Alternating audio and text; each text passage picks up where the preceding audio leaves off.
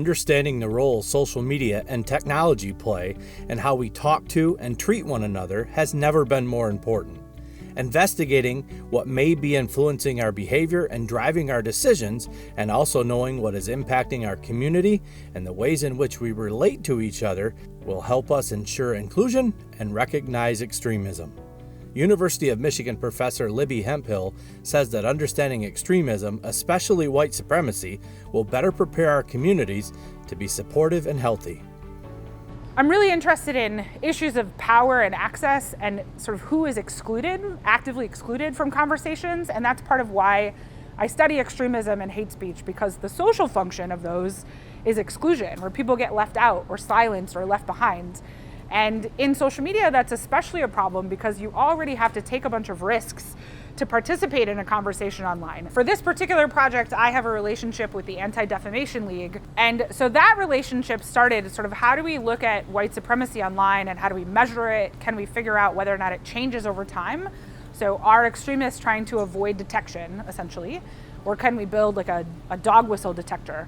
We looked at just one platform that is frequented by white supremacists or white nationalists, and we said, okay, yes, we can model their language. Now, how do we compare this to other places like Reddit or Twitter? And that's where something like the Decahose comes in, that we want to compare it to as much of Twitter as we can. The Twitter Decahose is a 10% random sample of all tweets that are generated. Currently, that's working out to somewhere between 30 and 40 million tweets per day that are being captured, but it fluctuates dependent on events going on in the world. Licensing to use the Twitter Decahose at the University of Michigan is provided by the Michigan Institute for Data Science. The Advanced Research Computing team provides a set of servers to capture and store the data.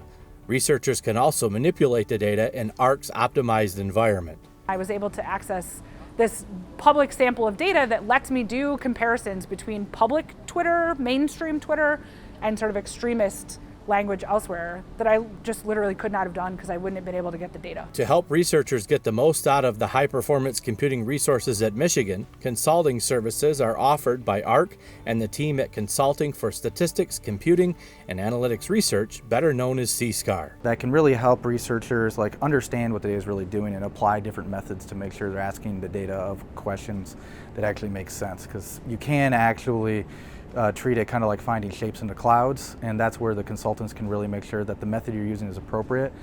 We have a responsibility, especially to the state of Michigan, but also to the public and to the world, to bring impact.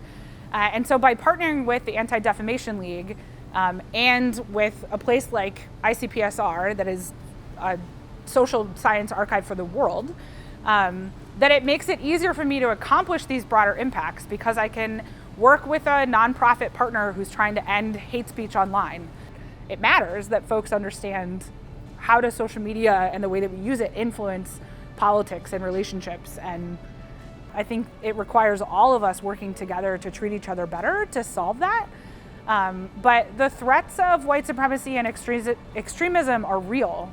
For safety, for community fabric, for the development of intellectual endeavors, and that I think anything that we can do to try to diffuse that threat of division and hatred is important and will help our communities thrive.